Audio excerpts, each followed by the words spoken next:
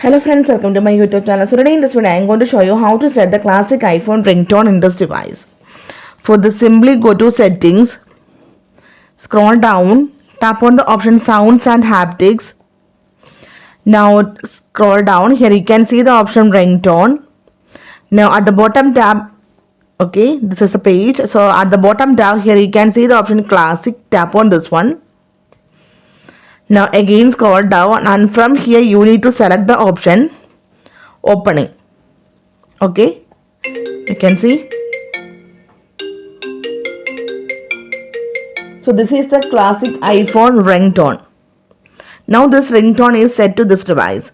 So simply in this way you can set the classic iPhone ringtone to this device. So hope you guys enjoyed this video. Thank you for watching. Thank you. Bye bye.